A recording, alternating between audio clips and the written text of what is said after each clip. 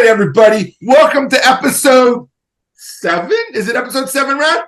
Fucking A, episode 7 with Mr. P and Stage Banter, or Stage Banter with Mr. P. This is the show where we talk about all things stage banter oriented. The things you say on stage, the things you should say on stage, the things you shouldn't say on stage, and the people that count on stage. And the reason I said count on stage because we have with us here Mr. Mikey.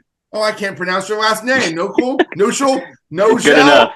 Good enough. Whatever. Good enough. From the Rip Taylors, who used to be in a band called Scars and Stripes. He's got some dope ass shit. We'll talk about what his band is doing and who they're working with soon enough. Because if I say it now, I'm going to get it fucking wrong, and that'd be a problem. But the most important thing you need to know is that they do Ramones core, which means they don't believe in stage banter. They go 1, 2, 3, 4, go. They might not even say go. That's too many words for them. They don't do letters. They only do fucking numbers.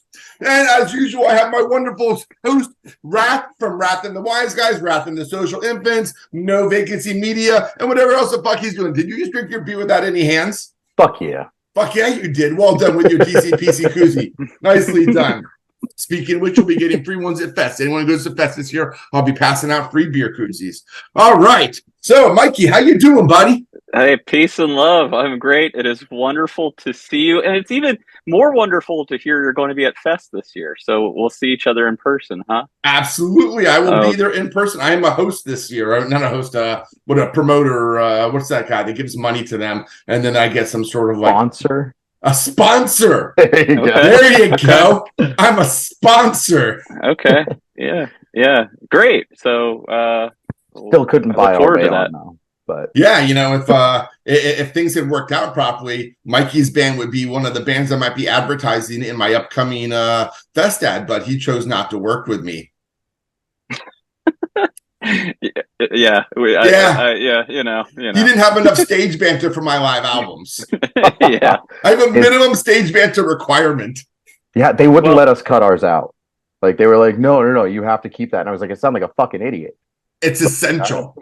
It is. And you know what? Every review that we've gotten from it is like, yo, the intro where he's like, everyone's going to hell, like totally sets it off. And I'm like, I sound like a fucking idiot. And yet, they like that more than your songs. Yeah, they do. So Mikey, I'm going to kind of pick on you here a little bit. Oh my gosh. So because you mentioned, your Ramones core, you count 1, 2, 3, 4. Yeah. And I get that. I was in the Overprivileged. We did 30 songs in 30 minutes, and we just played back to back. But we didn't even count. We just played. You count. And I got to ask you, why do you hate stage banter? I don't hate stage banter. I just feel like it's just not something we do, right? Like, I'll go see a band and they'll give some stage banter and it'll be super motivational or super inspiring or really get us in the mood to fuck shit up or whatever it is. But I don't think we're that type of band. We just want to play the songs and get to it. And, like the Ramones did it that way. So don't fuck with the best. They did it the best. Let's just do it the way they did it. It's the best. They sometimes spoke. I remember on the 77 live album that right before Be Well, Joey Ramone said, after eating that chicken vindaloo, I need to be well. That was goddamn funny as shit. It's great to be back in Barcelona. Yeah, Loco Live. Great. Anyone ever read Stephen King's Pet Cemetery? This next song is called Pet Cemetery. You don't know this, but underneath this building lies the Pet Cemetery. No shit. So we do a little bit, so every song we say Taylor's song title with the word baby and then 1, 2, 3, 4. So like every song we introduce ourselves, and like we just started doing that, and then we were playing with Richie Ramone, and when he said, "Oh, I'll never forget the name of your band," then I was like, "Oh, we're on to something here." So, hey, we're the Rip Taylors. I'm not stupid, baby. And then 1, 2, 3, 4. And we do this relentlessly throughout our set. And we've managed to play. One night we played for 11 minutes. And it was like, great. Like, especially at our level, we're typically an opening band. An opening bands play for too long. yada yeah. yada. They get drunk, they're talking, they think they're comedians, and then it's like, yo, like if you could play for 11 minutes, I will like your band, and it's great. No, and that's kind of how the overprivileged got shows, because our first album was like 30 songs in 30 minutes. But when we first started, we only had like 12 songs, so we'd be done in 9 minutes. Great. And I have a general belief that in the first 10 minutes, the people are just starting to like you. The next 10 minutes, they might really like you. But 10 minutes later, when it hits the 30-minute mark, they want you to get off the fucking stage. They're going to go outside to smoke, get a beer, take a piss. And all they know is that like there's 3 other bands after you and they're done. You've opening band should be like an amuse-bouche. Like, done and gone. Give them something amuse-bouche. What was that? Amuse-bouche. It's a fancy food eating. I'm a foodie guy. I like to eat a lot. It's not even appetizer. It's like the size of like a tablespoon of food that you get to prepare yourself for the appetizer. It's like the pre-appetizer. Yeah, that's what the Rip Taylors are. The Rip Taylors you're the pre-appetizer. The pre-appetizer. Yeah. I mean, so that makes me have to ask you my next question. Or Rath, would you like to ask the next question? I mean, yeah. I mean, what makes you so angry about stage banter? You know, like there's a bit of assumption that I'm angry about stage banter. I mean, imagine you're at a Social Distortion show, you know, and Mike Ness is just going on and on and on about Orange County, and Bakersfield, and you're just like, dude, will you play a fucking song? Yeah, that's not normally my thought. Like, I've seen Off, I've seen Circle Jerks. Keith Morris will go on and on. I think last time I saw Circle Jerks, it was 5 minutes before they even played a note. Like, they got on stage and Keith Morris is just going on and on and on. I'll listen to that fucking guy talk for hours. Last time I saw Off, nothing. He just came on, he played, and he left. Yep. Which is weird. But we saw not even like, here we are, we're off. And I was like, nothing. Wow. Okay. Well, that the music honestly of Offs kind of speaks for itself, and I'll give it that, because it's a little bit different. I mean, like, it's not too far off from Circle Jerks or Black Flag when he was doing it, but I think there's just a little more into it, you know. But speaking of Circle Jerks, I just got to see them last weekend with No Effects and all that. And the last time I saw Circle So who talked more, Keith Morris or Fat Mike? Fat Mike had a lot more time to talk. Yeah. Okay. Circle Jerks definitely went over their set time because he wouldn't stop talking. And I was like, they played like 90% B-sides too, which was cool. They didn't play Wasted, and they didn't play a lot of their huge stuff. So that was really cool. But yeah, I think he would have talked a lot more, because he was like, are you saying he was shut up? I was about to say something, but then I remembered my wife and I stopped. Okay, but let me ask you, do you want me to be angry about stage banter? Would this make this more like no, you don't need to be angry, but I do have to ask, like, why does stage banter turn you into Johnny the homicidal maniac? Yeah. Is that what you want me to take? The fuck you guys, I hate stage banter. Would that make a better podcast? Well, okay, so I mean, we have to get to this. Like, were you teased about stage banter as a youth? Like, when you were in like your first high school band, did people mock you? The senior yearbook, did people say, "See you next summer unless you keep up that shitty stage banter"? Like, is that what happened to you? Yeah. It's in my memoir about how stage banter sucks. It's called "I Suck at Stage Banter," and like literally though, there is like something about like going on stage. Like, I started playing shows at like 14, 15, 16, and then getting on stage, and like the clubs I played at were like, oh, they treated us like just like a 30-year-old band. And they were so fucking mean. They were. I'm not even joking about that, though. They were fucking mean. And it's like, don't you know I'm like 15, man? Back off. So that was the next question: is, have you suffered stage banter abuse? Obviously. That's a good question. No, but that's more like heckling from the audience, though. I mean, I guess if that's how you want to refer to it, or maybe people got on stage and they abused you, or... I mean, stage banter abuse takes many forms, and I would encourage you to be more open-minded about those of us that have stage banter abusal back situations. So I've definitely, in my past, you know, like I make it clear I'm a person in long-term addiction recovery, and I have past, and I've definitely dove off stages and abused physically people. So I think that's more than stage banter abuse, but definitely, took it to a way too far level, like police showing up, shutting down the show. Yeah, having to have police approve us to go back into the venue to get our equipment, like people getting arrested, yeah. So that's like Police stage banter abuse. I mean, tell you what. Tattoo that says Saturday night's all right for fighting. And yeah. Okay. So that night, I get on stage and there's a shit show. I dive off stage. There's a big fight, and I think there was like 3 of us in the fight. Not me though. I got out. Got arrested, but then there was like 5 of us ended up getting matching tattoos to commemorate that night of diving off stage and getting into a fight with the audience. So, yeah. All right. So that's stage banter abuse. So no wonder you count to 4, 1, 2, 3, 4. Which kind of brings me to my next question.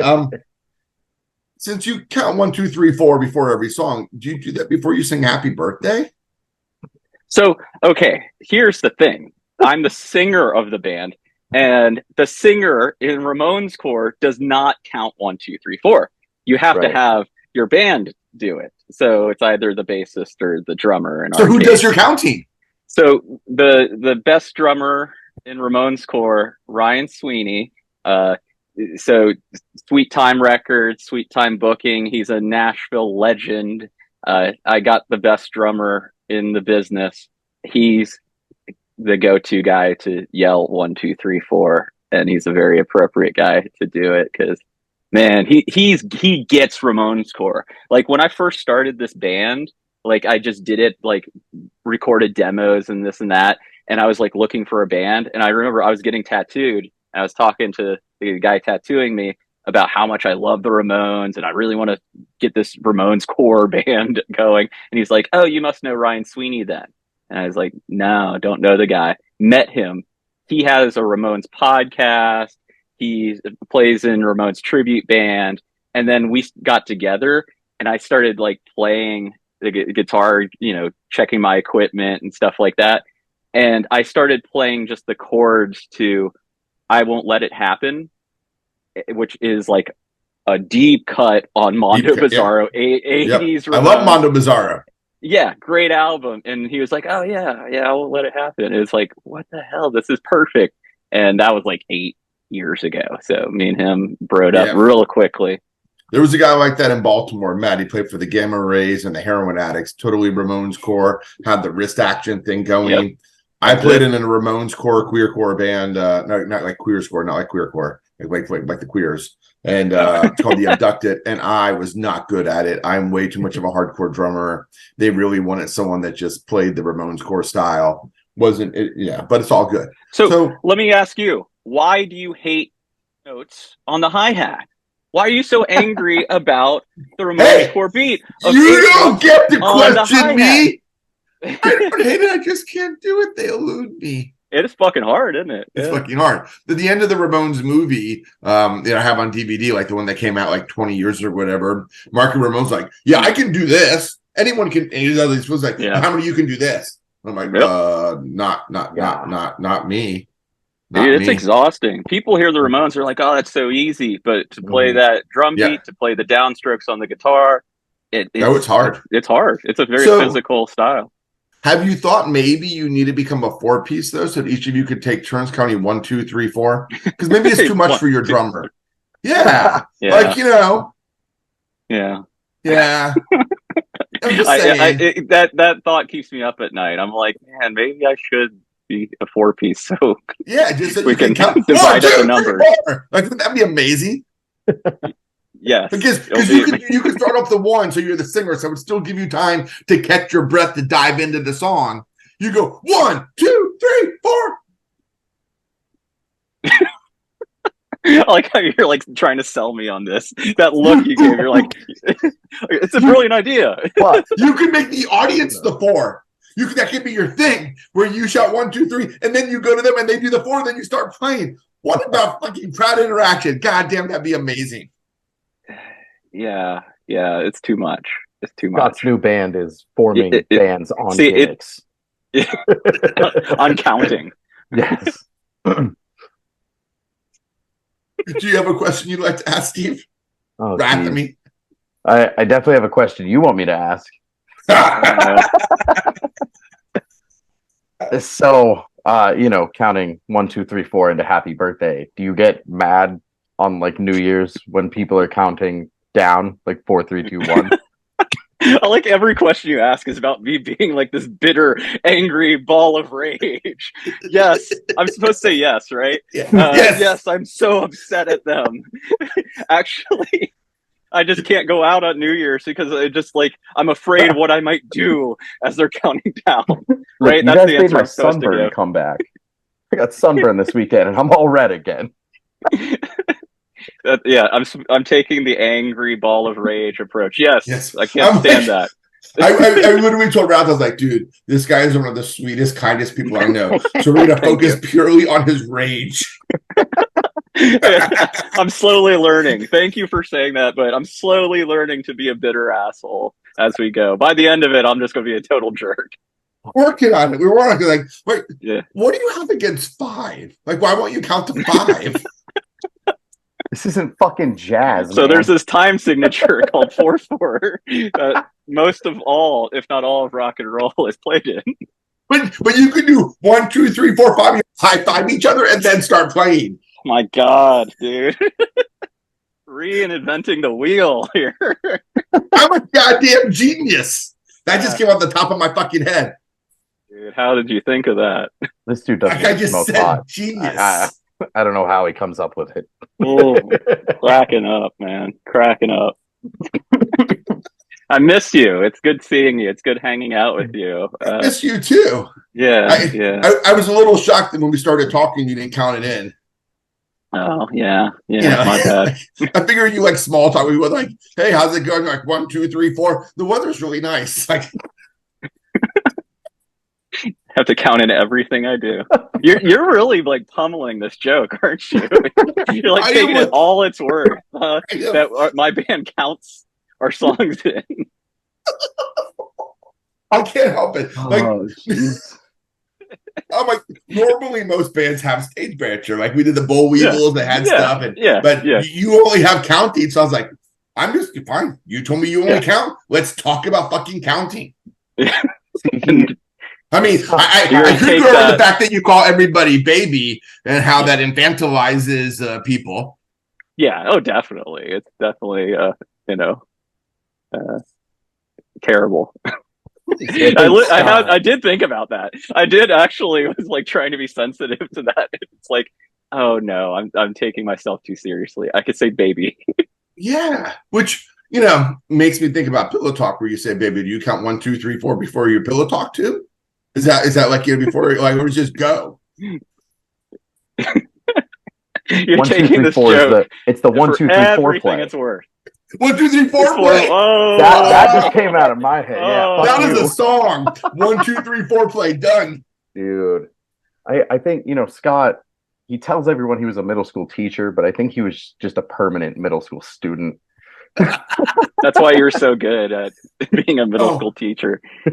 What was it? I was hanging out with some kid now who's in their like 30s, and she's like, "Yeah, I loved going to your shows. You're like, you were all in your 20s, but you were literally walking ids. You just did what you wanted when you wanted. You had like no maturity and no understanding of any possible consequences, and just assumed everyone was going to love you for who you were." I was like, "Yeah." Well. What a terrible outlook on life. I was like, I didn't know that changed. And then it's like, yeah, you walk into every room and just assume everyone's going to love you. And when they don't, you just move on to the next person. I'm like, I never knew they didn't. You should be just going around bitter that people are counting down on New Year's and not counting to 5. Not counting to 5. That's what you should be doing. Right? That's absolutely what you should be doing. Okay. So here's the thing. This is where I'm going to fuck with you some more. Oh, lovely. Lovely. I am going to play you one of your songs, and you have to do an introduction to it, and you're not allowed to count. Well, I don't count. I don't count. Fine, you didn't bring your can't counter hire with anyone you. to. Yeah, you You can't can't hire hire anyone to count. You can't pull anyone over as a counter. You can't phone a friend. Why not? Let me call somebody and No! see if they... No counting. Oh, fuck. Okay. And Well, how do you know when to start the song? I'm gonna tell you. Okay.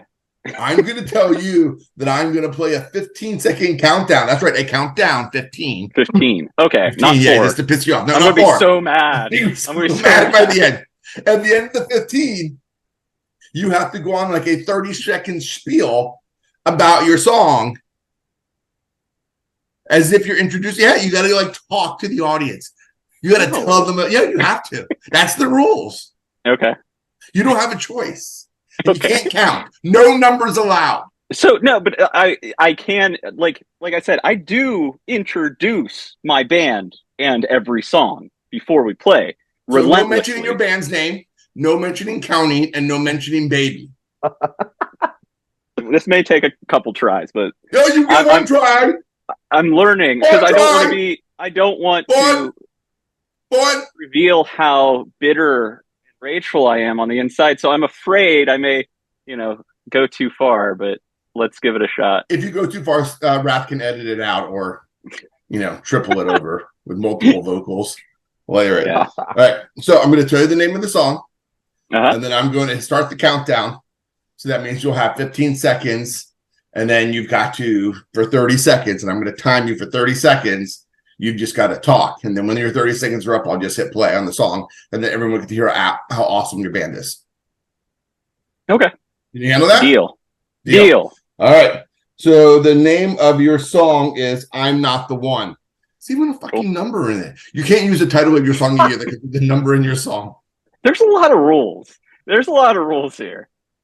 Punk rock is all about rules. We're here to keep punk rock elite. Okay, so you're doing a great job. Here's the countdown. 15, 14, 13, 12, 11, 10. Getting angry. Look at a Hulk out on us. 6, 5, 4, 3, 2, 1, 0. All right, intro the song. Hey, we're the Rip Taylors. And the other day, I went down to the grocery store, and this guy was looking for some Heinz ketchup. Not that Hunt's bullshit, but Heinz ketchup. And he went to me and was like, yo, dude, I can't find the Heinz ketchup. All I got is this bullshit Hunt's. And you know what I had in my cart? I had some Heinz ketchup. And you know what I said? Hey, we're the Rip Taylors, and I'm not the one, baby.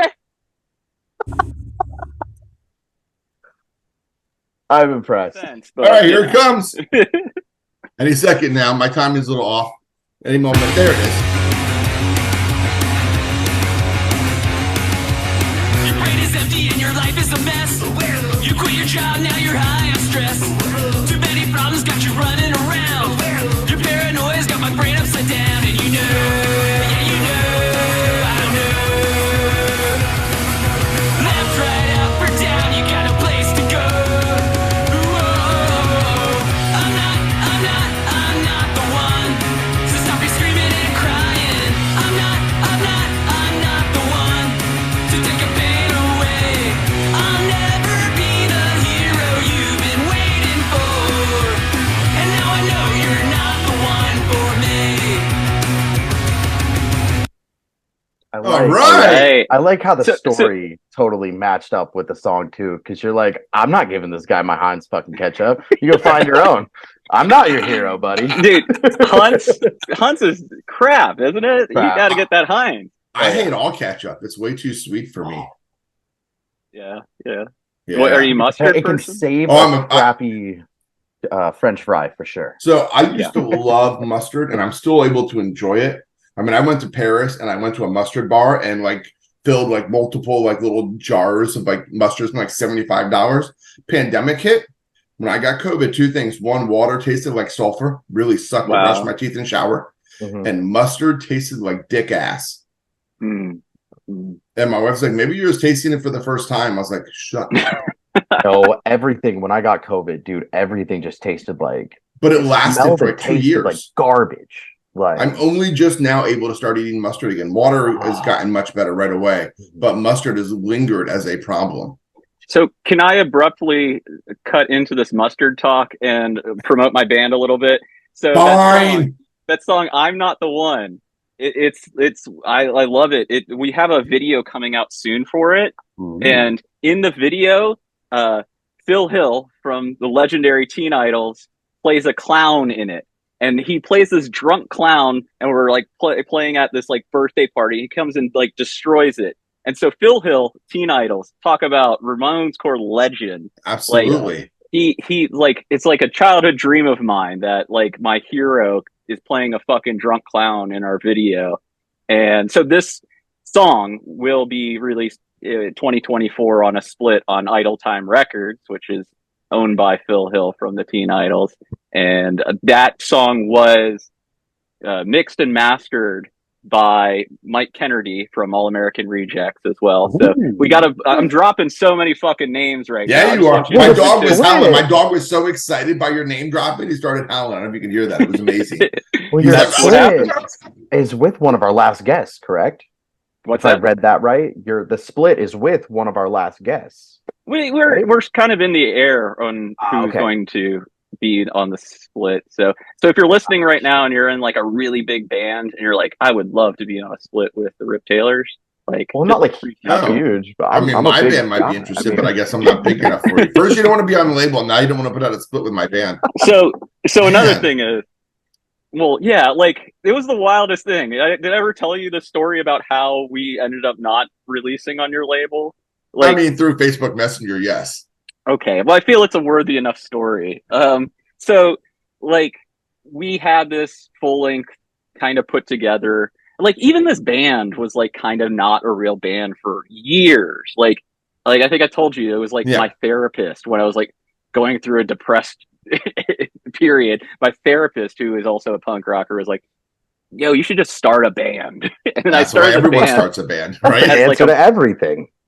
Yeah, and it worked. Like, what a brilliant therapist! And the solution and cause to all of life's problems being in a band.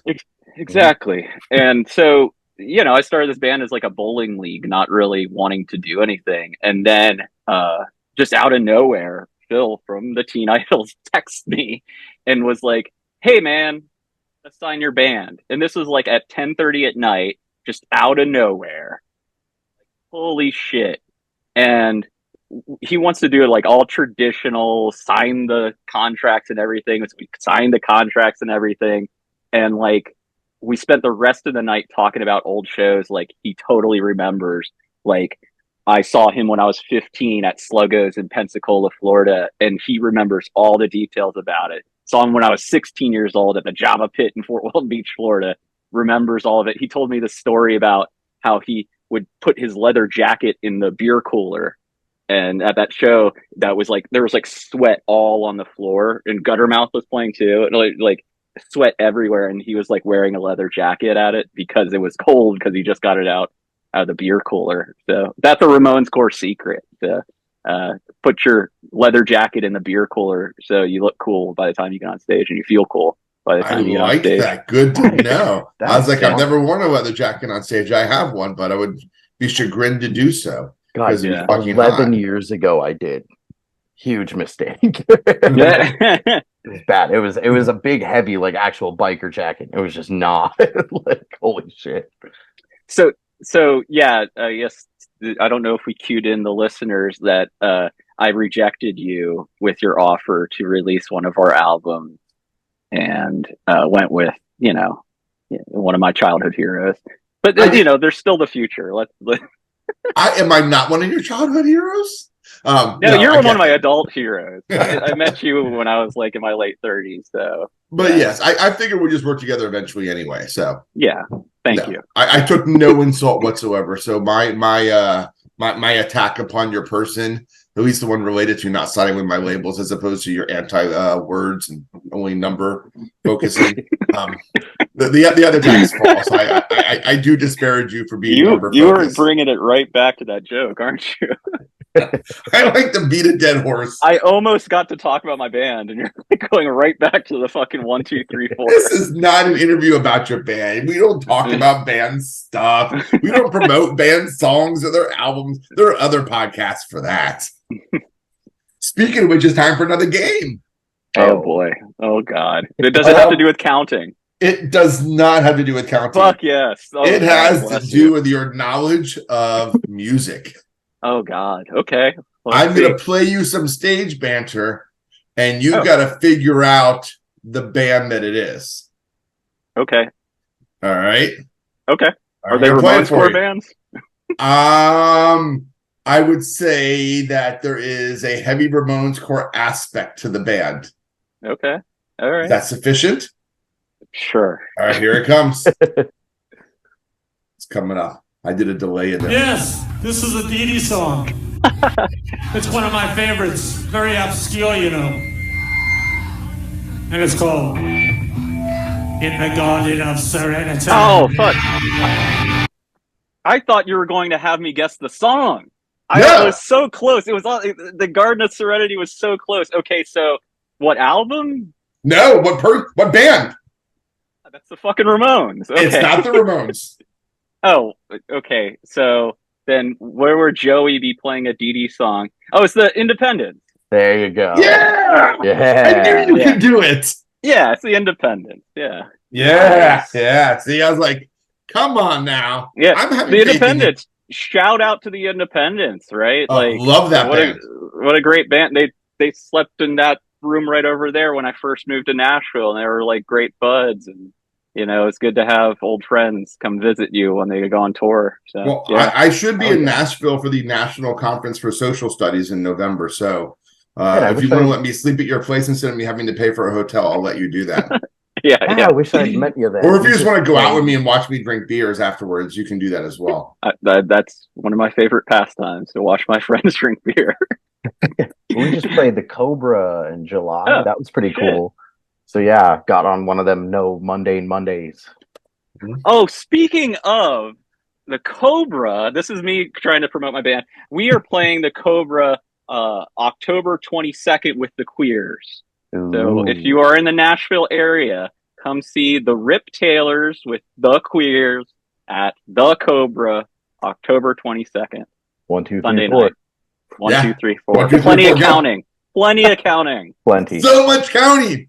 Bring your abacus. Your slide You're rule. cracking yourself up, man. Here I am, all red again. I'm embarrassed. Okay, so this next one's trickier. This next game, you got to tell me who did it better. Okay.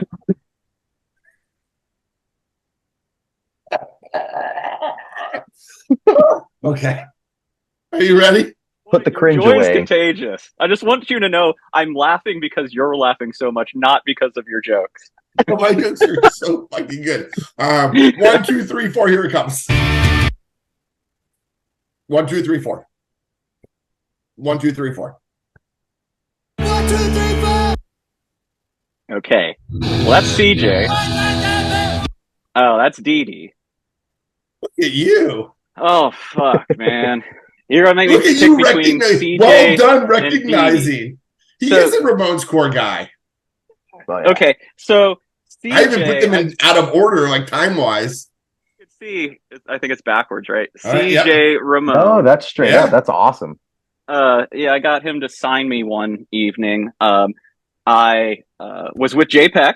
We drove to New Orleans to go see CJ play one of his first like solo tours, and we walked right backstage into his green room. CJ had like a towel over his head, and we like awkwardly walked in, and then we were like, "Hey man, like what's up?" And he's like, "Oh, just wait outside. I'll be right out there." And he was like not mad that we just bombarded him. And he came outside, got pictures, signed my arm, and then the next day I had a friend tattoo it on me. So yeah, if you're not like watching the video, I have a tattoo of CJ Ramon's signature on my arm. I also have a Richie Ramone one here too, but he's not in the game. So are you saying CJ versus Dee Dee? Yeah, I mean, the fact that you even immediately recognize which two it was, I appreciate that. Like you are as knowledgeable as I expected. Which, Jay Peck, as you well know, is also highly knowledgeable of stuff. Yeah. So it's like, Jay Peck was a singer of Calling Dead. For those of you that don't know, the band I used to be in. It's just what fun it is having friends that know shit as much or even more than I do. Because I'm not sure I would have picked that up. So well done. So, when I was 14 years old, time I saw the Ramones, I went with my brother. They were playing with Pearl Jam. My brother loves Pearl Jam. I love the Ramones, and I went to see them. And it was CJ Ramone, that version of Ramone, CJ and Marky, Joey and Johnny. And then the very next day, you'll love this. The very next day, I started a band, friends. And like, I'm not making this up. The drummer started to click his sticks together. I said, no. We say 1, 2, 3, 4. So even at like 14, when I was starting my first band, I was like, no. We say 1, 2, 3, 4. And so like, I love Dee Dee. Dee Dee's a fucking Saint Dee Dee. I love Dee Dee all day. And I'm going to be sacrilegious and say, CJ, man, like, I know this is stupid, but there's so much sentiment and love for CJ Ramone. He's a great guy, and Dee Dee's a saint. Then I'll pray to Dee Dee, but my heart's with CJ these days. Well done. Look at that. Yeah, I mean, you listen, and I always thought it was like, well, one's Ramones Loco Live and one's Ramones 1977. The quality of the recording just gave a little bit more power to CJ's from. I don't know if it was. I've only ever seen CJ live. I'm not. I'm not old enough to have gotten to see Dee Dee. The first time I saw the Ramones was the day Jerry Garcia died, and Johnny Ramone was wearing a T-shirt that said, "I'll be grateful the day Jerry's dead."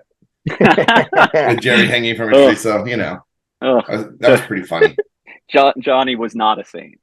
No, Johnny was not. No, and he's quite the angry person we want you to be. Yes. Yeah, I need to be more like Johnny. More like Johnny. So, okay, if you notice the 1, 2, 3, 4s with CJ versus maybe the 1, 2, 3, 4s with Dee Dee, there's always a pause, and I think it has something to do with the drummer, though. So CJ just randomly yells 1, 2, 3, 4. It doesn't has anything to do with the tempo of the song. Just 1, 2, 3, 4, and then there's like a slight pause. Then they start. So with Loco Live, it's very apparent. 1, 2, 3, 4, boom. 1, 2, 3, 4, start. It's 1, 2, 3, 4, start. So there's this pause in between. So there's like a randomness to CJ's counting off. He just yells, not even in time. So how does your drummer do it? He does it on time. Yeah. So he's one of those drummers that does things on time. But looking at Loco Live, versus like It's Alive, right? Yeah. So like the tempo, huge difference. Even like CJ era versus Dee Dee era. CJ era is like full blast. Oh yeah. Rip Taylor's were a little bit more in the early Ramones era of playing tempo. Like I think for a while they're just bands got too fast. So we're in the pocket. If you're watching, if you're not watching, it is chagrined. Shorter, faster, louder. Best album almost ever. Everything should be faster. My current bandmates are always telling me I'm like just slightly too fast, and I'm just like, wait till we play it live, and then it'll be slightly too much faster more. Yeah, you're just trying to get kicked out of bands. I am not trying to get kicked out of bands. You gotta have a songwriter. I am the songwriter. You have to have a songwriter that writes good songs, because if you play it too fast, you can't hear the good song. Okay, fair enough. There was a song in Calling Dead called like Jay Went Down the Hole, and if I played it too fast, Chris couldn't do his fancy guitar crap. I get it. I can't help it. I'm a DC hardcore kid, and everything should just be faster. Well, you are right, though. I think there's particular styles of music that just sound right too fast. Totally. Yes. Yeah. It was always easy to be on tempo in the overprivileged because the speed was as fast as I could play every song. Yeah. Great. That was pretty much it. It's like, how fast is it? As fast as I can. No. And as I got better and better, I got faster and faster. The songs just got faster and faster. We did a reunion in March, and everybody was like, you need to play faster. I was like, oh my God, no one tells me that anymore. Everyone's always telling me to slow down. I was like, now I'm playing against myself from 20 years ago. And I'm like, damn, I'm old. Yeah. All right. Funny.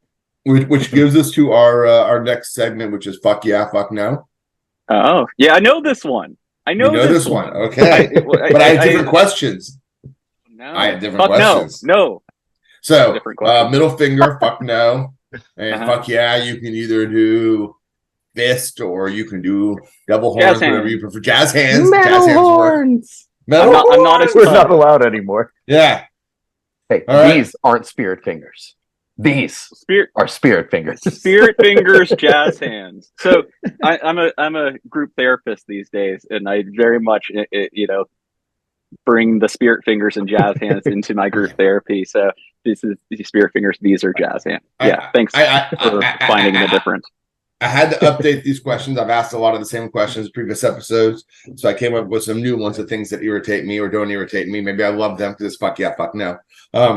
Is it ever okay for a band to spend time on stage asking their bandmates what they're going to play next because there's no set list? 1, 2, 3. How much time? No time. How much time are you spending? No time. Know your shit. If somebody has something in their back pocket and they're like, yeah, play this song, and then fuck it. So this is why. So I have an opinion. This is why the Rip Taylors, they this great band, the Rip Taylors, they say their name, then they say the name of the song, then the 1, 2, 3, 4. So in the announcing of the song, like Patrick McVeigh, the bassist for the Rip Taylors. I need to talk about him because he's a fucking saint. Great, bandmate. He's played in the Queers, where the Queers just don't have a set list. So Joe will just yell out a song, go. And so it's like the train is moving.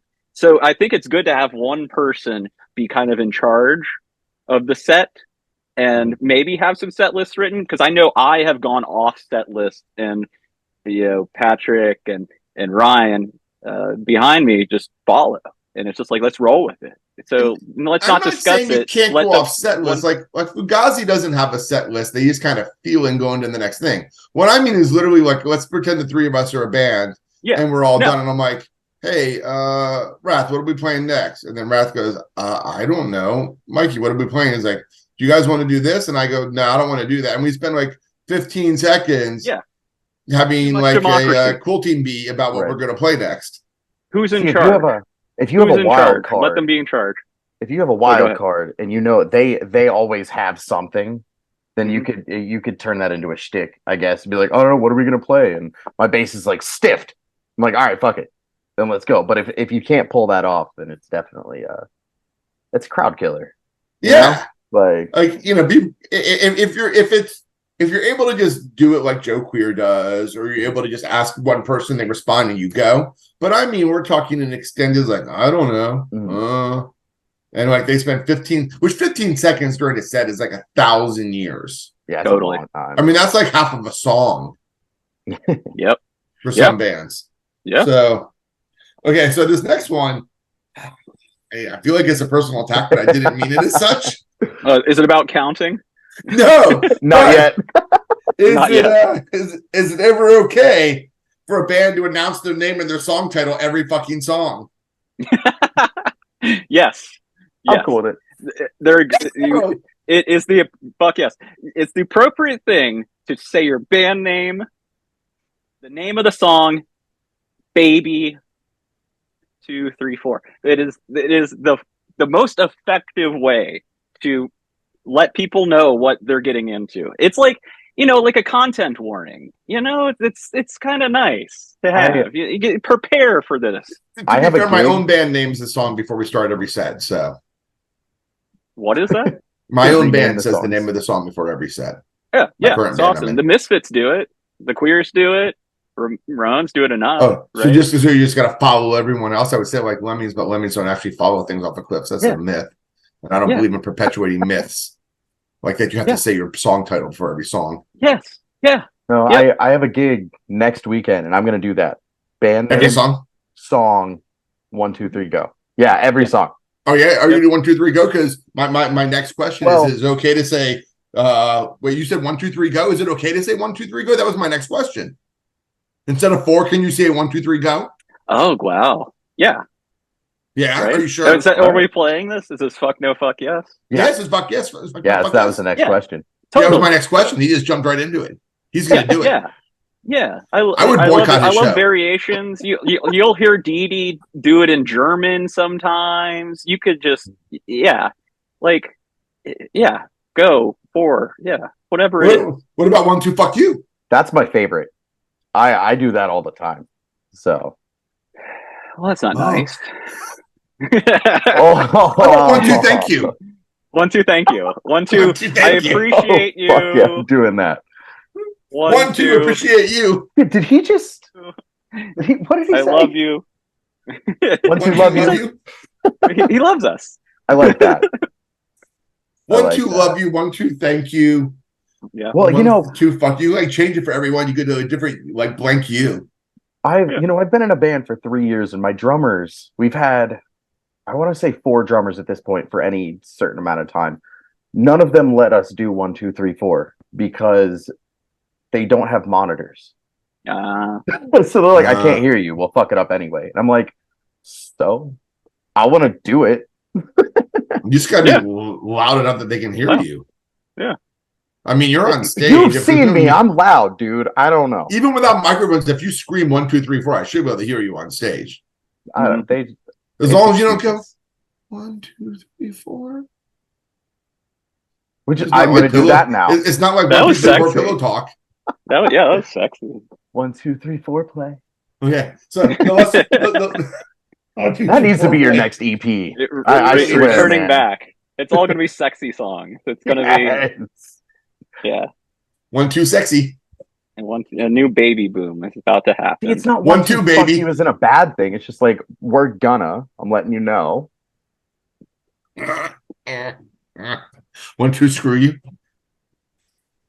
Want to screw you. Ooh. Want to, I'm just we're really like going through this as much as it's worth, huh? There's a dead horse in Scott's room right now. He's hitting it. Sorry, vegans.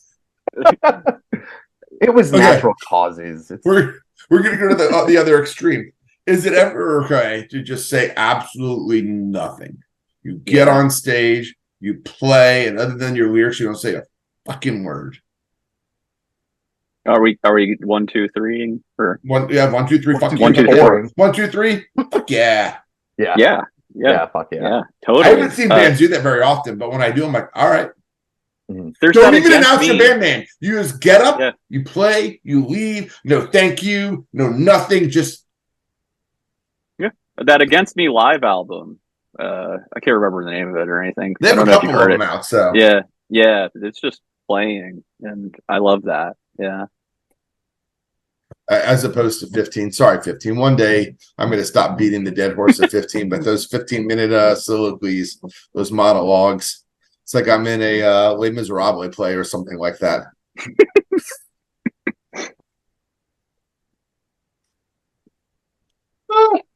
Okay, so our next segment is called I'm Not a Cliche. Okay.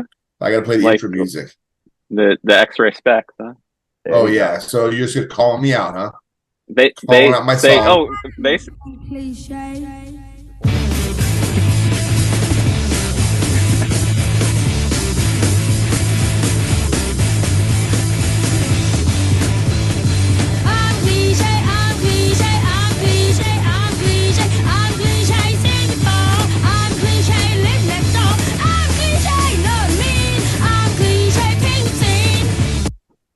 What a fucking great band. I love that band so much. Great. Yeah. I think they have a documentary out on polystyrene. If it's out yet, I haven't seen it, but it's on my constant list of like looking out for. It's one of those things like, man, if only I had been born 20 years earlier. Yeah. And they have great 1, 2, 3, 4s. That 1, 2, 3, 4. Like great 1, 2, 3, 4s if you listen for them. Yeah, polystyrene. I think. Can you have a hidden track on your next album that's just a compilation of 1, 2, 3, 4s, and then I want you to have like footnotes or an index in your album notes to say where the 1, 2, 3, 4s came from? Very necessary. Yeah. No, I'm serious. I may even like donate money to the support of it, or like I'll sponsor that. Like 1, 2, 3, 4 is sponsored by DCPC Live. It'll be on the 1, 2, 3, 4 play. Or my God, why did I bring up 1, 2, 3, 4? You guys are like going right back into it. Oh, don't say you guys. I'm sorry. I'll apologize. What's the cliche? Okay, thank you for the personal accountability around that. Thank you. You gals. I used to say that all the time to my students. Like, well, I was like, why is it gotta be gender specific? Like, why is guys okay but gals is not? So y'all is the way to go. Y'all. Yeah, very gender inclusive. Y'all. I'm from Y'all Virginia, peoples. so the y'all it hits home. Y'all. You know. Yeah. I should be saying y'all. So forgive me. Y'all need to cut it out. Y'all need to like just do what I say. Wow, I tried, that was Sean. very aggressive. Try. I was waiting for it. I was told. What do I need to be doing? Well, we got to come up with cliches that can't be said. So, what are some what are cliches? Not that get when you hear all the time. So, I'll start off like tip your bartender. What are those some cliches that we hear? 1, 2, 3, 4 is a cliche. Yeah, I guess so. Is it? I just decided it was. What are things that I hear? Like there's like that whole thing about being overly nice, like praising a band too much. I think like Praising we the have bands a great, you play with. great band. Yeah, a little bit too much. Sometimes feels awkward, Especially if they had a really bad set. You're like, that band was so great, and you're like, man, you guys are lying to me. Or when they get on stage, but it's almost like what? Go ahead. I was like, I want to thank all the bands that played tonight, but you can't pronounce their names because you pronounce the wrong syllables, or you forgot. Oh, that's me all the way. That's why I don't talk. Like, it's like I can't remember everybody's band name. Can't pronounce them anyway. Yeah. What else do bands say on stage that you hear just like in every show? Some ubiquitous things. I don't like. Should we? Are they all things we don't like, or no? It doesn't matter if you like it or not. It just it happens. You got merch in the back. Merch in the back, yeah. You know. Yeah. God, Thanks for coming out tonight. I don't pay attention. You attention. could have been anywhere in the world tonight, but you chose to be here. That's awesome. Yeah. Pretty sure I said that at a show that Scott was at with about 5 people in the room. And they literally could have been anywhere else. Check out our socials. That never used to happen 20 years ago. Yeah. Join the mailing list. That was 20 years ago. There we go. Join our mailing list. Yeah, that used to have on the back. It's on our mailing list. Any other cliches? I'm sorry. I added like one, and it was weird. So you're way better at this game than I am. I'm terrible at spotting cliches. I'm ashamed at you. I figured you know everything. And you played. How many shows have you played? I am sure you've heard thousands and thousands of repetitive things. Yeah. So I'm going to ask you, because this won't be out for a couple of weeks. You've got a couple shows coming up. I want you to keep track of cliches and then send them, and we'll add them to like the description of the episode. These are Mikey's cliches that he found after he left the episode. Your homework. That's funny. Okay. Good. You're gonna add your homework. The cliches. So here's the thing. We're gonna introduce another one of your dope ass songs. This time you got to talk for a minute because your drummer broke his bass pedal and he doesn't have the drum key he needs, so he's got to go out to his band to get it. And your bass player has the keys to the band, so your bass player went with him too. So you're all by yourself on stage, and no one's gonna rescue you. And you've got to talk for a minute straight, but you can't use any cliches. No tipping your bartender. Rules again. Checking out our rules are what makes it fun. Oh. The pretentious punk rocker here with like Les Miserables and like rules and shit like that. Whatever. Damn, dude. If there aren't any rules that you can't play the game, you can't play rugby without rules, right? That type of rules. Okay, there's 2 rules in rugby. What? You're full of shit, Scott. It's don't throw forward and tape your ears down. There's no other rules in rugby. No, there are any rules in rugby. I was just thinking rules. Game. That sounded like fun and sort of punk rockish because this looks anarchist to me. Okay, so the rules are I can't don't know. I'm just going to do the thing. Let me do the thing. You're gonna do your thing. We gotta do your countdown again. So you got another 50. Yeah. Oh, God. I know. I'm sorry. It's not counting 1, 2, 3. I should have given you at least 1, 2, 3, 4, but I didn't. Yeah. So You gave him 2, technically. I mean, Yeah. you gave him I mean, CJ and technically, Dee, so yeah, I did give you CJ and D's, and so this one, 1, 2, 3, 4. So, all right, here it goes. Here's your countdown.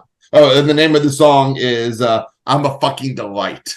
My new favorite song, by the way. I checked that out. Thank you. It's fucking delicious. I love it. Fucking delightful. Delicious. Fucking I love it. delightful.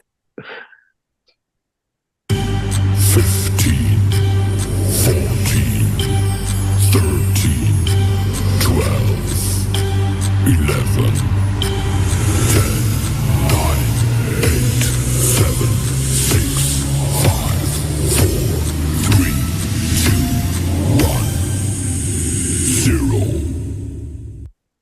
Hey, we're the Rip Taylors. And yesterday, I went and got my oil changed. And I met this guy. His name was Lou.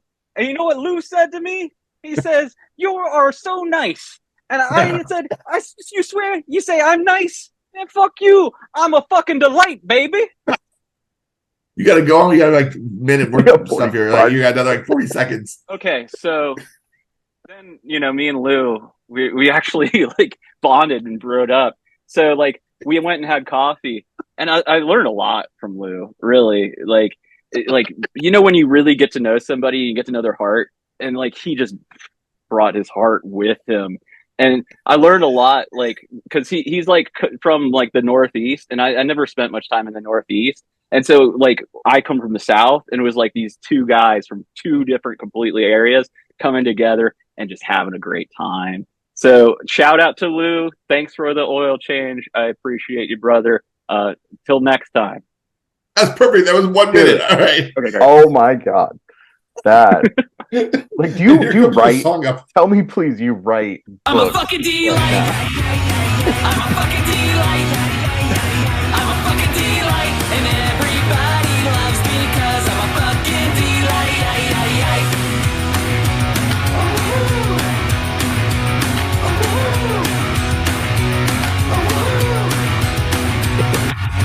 I wake up every morning cheery as fuck as I eat my cinnamon toast crunch.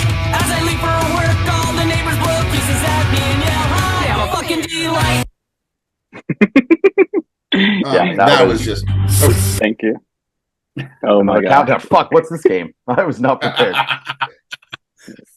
Well Yes, done. and yes, I do write. If we're talking about promotions, I'm currently finishing up a book, a nonfiction in the self-help world. So it's tentatively called "Embrace Your Demons," all about meditating with your inner demons. So that's another promotion. Thank you. Cha-ching. Awesome. Have you ever heard of Chris Grosso? Yeah.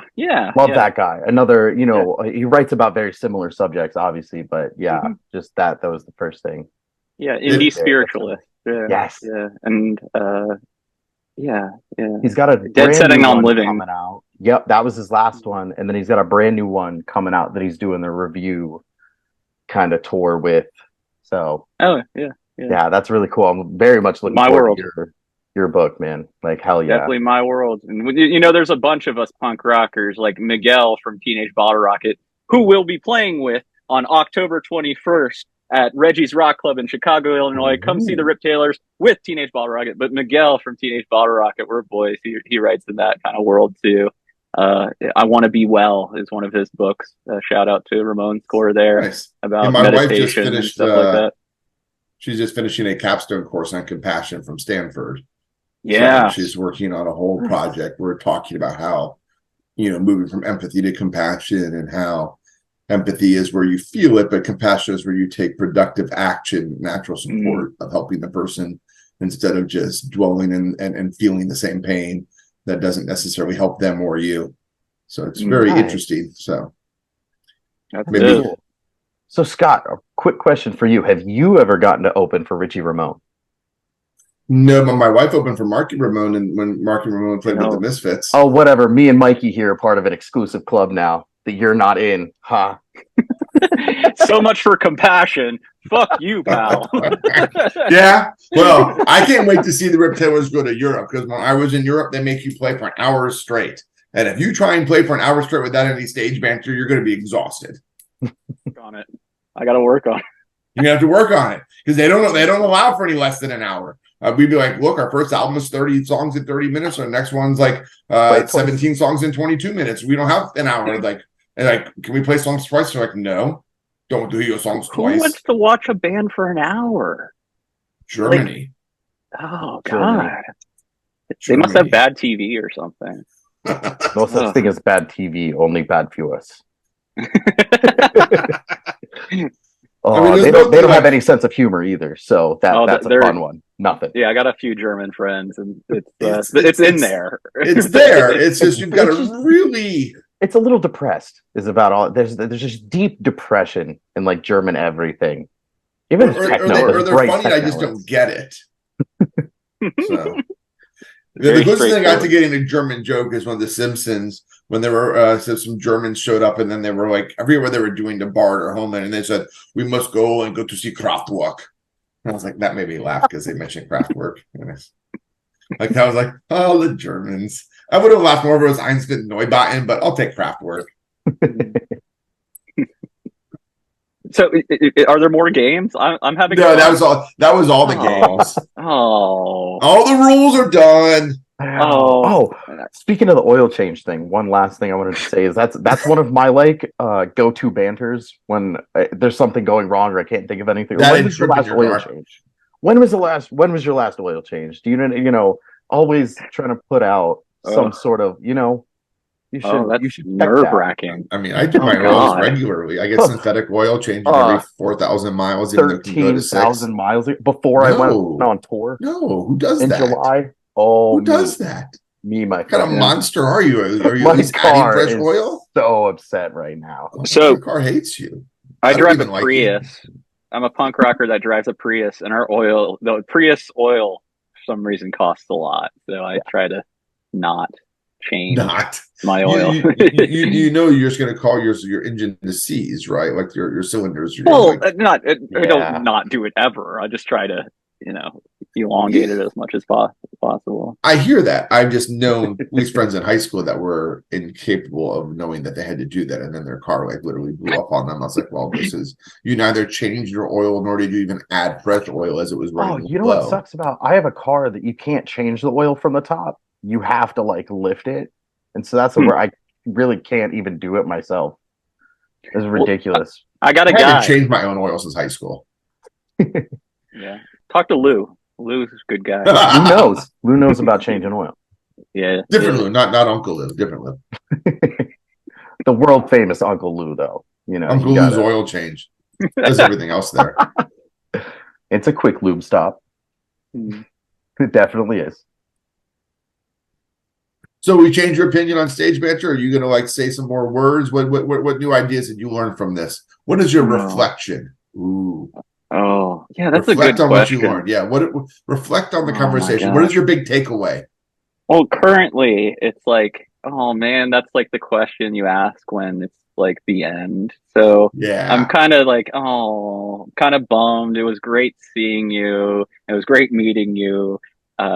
This is what a lovely service you're doing for this mess of a world that's just in misery and arguing with each other over make me cry, unimportant things like politics when we should be arguing over things like stage banter. And so thank you so much. And counting.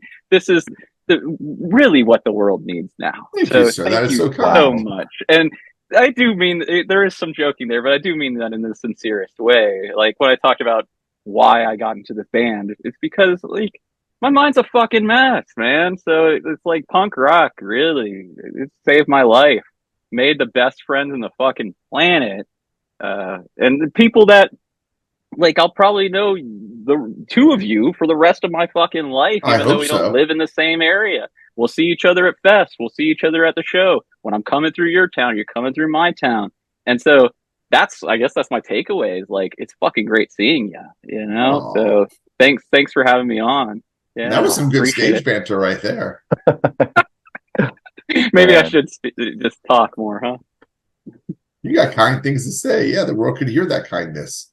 Yeah, man. Yeah. It's been enlightening. It's been awesome meeting you. Like, same. Well, thank you everyone for tuning in. This has been the Stage Banter with Mr. P, as with his co-host RATH from RATH the Wise Guy, Social Live, Vids No Vacancy Media, etc., etc., etc., and Mikey, no shoal, no goal, not goal, no shell. You got it right the first time. Yeah. Oh, I don't remember what I said the first time. You know what? It's German. Oh, it's Mikey 1234. From the Rip Taylors. Definitely go check out his shows in Nashville and Chicago. When his album comes out, everybody should buy it so that he makes enough money to want to do a live album with me later. Thank you all very much. I'll talk to you later. Later days. Later days.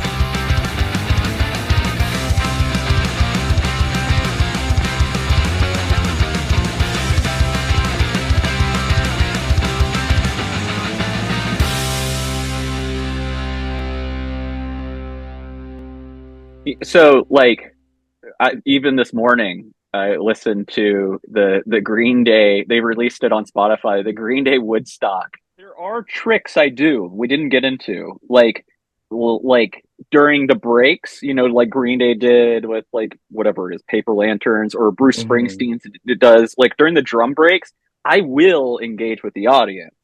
And so, like, if it's a like small crowd, like, I'll be like, who's going to dive off this stage?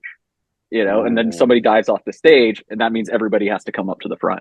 So I'll do that. Or with Scars and Stripes, which I'm probably going to steal soon with the Rip Taylors, I do the human pyramid. Like, oh, I need 3 volunteers, and I need 2 volunteers, and then I get on top. It was like the human pyramid. And so it's like, you know, we're like, you know, mid-song children's birthday parties. But yeah, mid-song banters. Okay. Children's birthday parties where you count 1, 2, 3, 4 before you sing happy birthday.